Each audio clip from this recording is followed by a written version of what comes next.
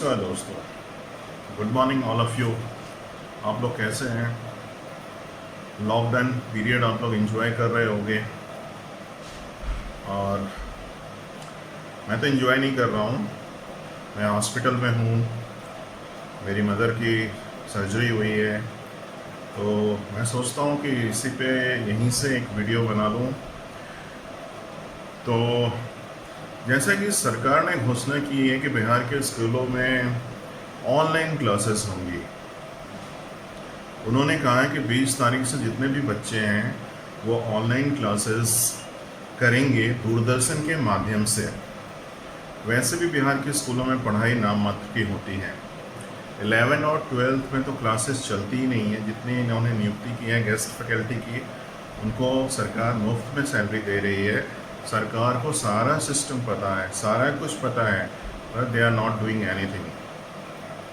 9-10th में classes होती हैं और 9-10th में हम क्लासेस ले भी रहे हैं उन्नयन स्मार्ट स्कीम के जरिए। उन्नयन स्मार्ट स्कीम से बच्चों की जो तादाद है स्कूलों में आने की वो बढ़ी भी हैं। तो आई थिंक उन्नयन एक अच्छा प्रोजेक्ट है और इसे लागू करना चाहिए। 11-12 का सिनेरियो ये है दोस्तों, 11-12 के जितने भी बच्चे हैं वो बिहार के जो +2 स्कूल यानी कि जो भी स्कूल है उसमें सिर्फ एडमिशन लेते हैं और वो तैयारी करने बाहर चले जाते हैं। मेडिकल की तैयारी करने या इंजीनियरिंग की तैयारी करने, कोटा या मेडिकल की तैयारी करने दिल्ली दूसरे शहरों में चले जाते हैं। तो 11-12 में क्लासेस नहीं चलती है, नाम मात्र की चलती हैं। कुछ 2-3 बच्चे आते हैं, ये सबको पता है। DO जिला शिक्षा पदाधिकारी, उनके ऑफिस के बगल में ही स्कूल है, वहाँ भी कक्षाएं नहीं चलती हैं। तो ये हालत है। इंस्पेक्शन होता है, इंस्पेक्शन भी वो ये करके सारे इंस्पेक्शन करके भी चले गए हैं। तो जो पदाधिकारी हैं, जो उच्च पदाधिकारी, जब उनको ही कोई नॉलेज नहीं है, वो ही अनडिजर्विंग है, तो सिस्टम कहाँ से बनेगा? सिस्टम पूरा कॉलेप्स किया हुआ है। और ये किसकी देन है? लालू जी की देन है, नीतीश कुमार की देन है। और उन्होंने कोई रेक्टिफाई भी नहीं किया है, कोई उन्होंने सिस्टम ही नहीं डेवलप किया है और वो कर भी नहीं सकते हैं। स्कूलों में बस एक ही काम होता है, पैसे वसूलना। एडमिट कार्ड आया, वहाँ 100 रुपये वसूला, एग्जाम्स हुआ, प्रैक्टिकल के नाम पे पैसे वसूलते हैं। तो बस काम क्या होता है? Non teaching. और नॉन टीचिंग में क्या होता है? पैसे वसूलना। बस यही काम होता है। और कुछ बच्चे आ गए तो हम क्लास लेते हैं। 9-10 में तो क्लासेस चलती ही हैं। 11-12 में भी अगर बच्चे इंटरेस्टेड आते हैं तो हम क्लास, ऐसा नहीं है कि नहीं लेते हैं। मैं तो 9-10 में कोई भी सब्जेक्ट हो, इंग्लिश हो, मैथ्स हो, साइंस हो, कंप्यूटर हो, कोई भी सब्जेक्ट हो, मैं ले लेता हूँ। बच्चे जो भी सब्जेक्ट बोलते हैं वो क्लास लेने में कोई दिक्कत नहीं है। और कंप्यूटर तो है नाम मात्र का, सब पढ़ा हुआ, सब सर रहे। और मत पूछो, अगर कंप्यूटर सही ढंग का रहता तो बच्चे भी इंजॉय करते, बच्चे का भी टर्न आउट होता। ये सारी चीज़ें हैं। तो वैसे भी नियोजित शिक्षकों को सुविधाएं बहुत कम मिल रही हैं। स्कूलों में कंप्यूटर दे दिया, हमारे स्कूल का आलम ये था, कंप्यूटर दे दिया, सारा कुछ दे दिया, बिजली उस स्कूल में थी ही नहीं। आप समझ सकते हो किस तरह की चीज़ें हो रही हैं। स्कूल की बिल्डिंग बहुत अच्छी है पर बाउंड्री वॉल है ही नहीं। तो इन्होंने बेसिक इंफ्रास्ट्रक्चर तो डेवलप किया ही नहीं है, बस लगे हुए हैं। हमने ये कर दिया, हम दिशा ऐप से पढ़ाएंगे, हम उन्नयन स्मार्ट क्लास करवाएंगे, तो but basic infrastructure is totally lacking. और जो पहले के टीचर हैं, बहुत सारे टीचर तो अंग्रेजी पढ़ भी नहीं पाते हैं पर टीचर हैं, तो क्या किया जाए? अंग्रेजी की हालत तो बहुत ही ख़राब है। इवन टीचर क्या, जो प्रिंसिपल हैं उनको भी अंग्रेजी नहीं आती है। तो ये हालत है, बहुत ही बुरा हाल है शिक्षा का। अब देखो ऑनलाइन क्लासेस ही पढ़ाएं, क्योंकि इनको बहाली तो करनी नहीं है। अब बहाली भी करनी है तो नाम मात्र की टीचरों की सैलरी भी नहीं बढ़ानी है, तो इनके लिए ऑनलाइन क्लास ही बेहतर ऑप्शन है। और वैसे भी इकोवेशन जो भी सॉफ्टवेयर कंपनी है, उन्होंने गहरा खूब सारा घूस दिया होगा सरकार को, सरकार इसलिए इंटरेस्टेड है।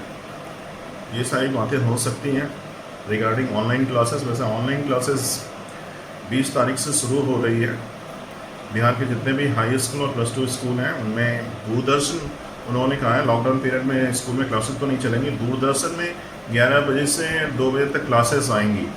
तो जो भी बच्चे हैं 9, 10, 11, 12 के, वो वहाँ प्रोग्राम देख सकते हैं। और आजकल तो मैं सोचता हूँ अगर बच्चे समझदार हैं तो उनको ये सबों की भी ज़रूरत नहीं है। वो यूट्यूब में जाके जिस सब्जेक्ट की जैसी वीडियो देखना चाहते हैं, विच इज़ अवेलेबल। हम जब बच्चे थे तो हमें बहुत दिक्कत होता था, हमें एक शिक्षक की ज़रूरत होती थी। शिक्षक जब तक पढ़ाएगा नहीं, हमें कुछ समझ में आता नहीं था। पर आजकल के युग में, इंटरनेट के युग में, वो गूगल में जाके बहुत सारे मटेरियल सर्च कर सकते हैं। यूट्यूब में एक से एक टीचर के वीडियोस हैं, लेक्चर हैं, वो जाके वो देख सकते हैं। तो अगर जिसको इच्छा है, if somebody wants to learn something, somebody wants to gather knowledge, he can very overwhelming, he can use internet very well, he can utilize internet। तो इंटरनेट में जाके वो if you want any information he can get it।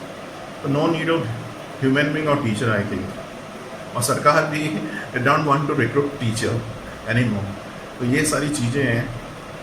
वो भी teachers को salary नहीं देना चाहते, रिक्रूटमेंट नहीं करना चाहते हैं, तो माइट भी वो स्विच कर रहे हैं ऑनलाइन मोड पे। वैसे भी उन्होंने ऑनलाइन क्लासेस शुरू कर ही दिया है। बहुत सारे स्कूल में प्रोजेक्टर भी है और स्मार्ट क्लासेस में टीवी उन्होंने बड़ा सा दे ही दिया है। और भगवान जाने वो कंप्यूटर के टीचर तो इतने सारे नियुक्त कर रहे हैं, पर अब कंप्यूटर का स्कूलों में प्रोवाइड करते हैं। कंप्यूटर भी प्रोवाइड करेंगे तो इनको मोटा इनकम होगा, मोटा कमीशन मिलेगा। मे बी वो कंप्यूटर प्रोवाइड करें तो थोड़ा बहुत स्कूल का माहौल अच्छा हो। और आप लोग बेचैन हो गए एसटीटी की रिज़ल्ट कब आएगी। अब तो देखो, जब तक लॉकडाउन नहीं टूटे उससे पहले तो कुछ अपेक्षा करना ही बेईमानी है।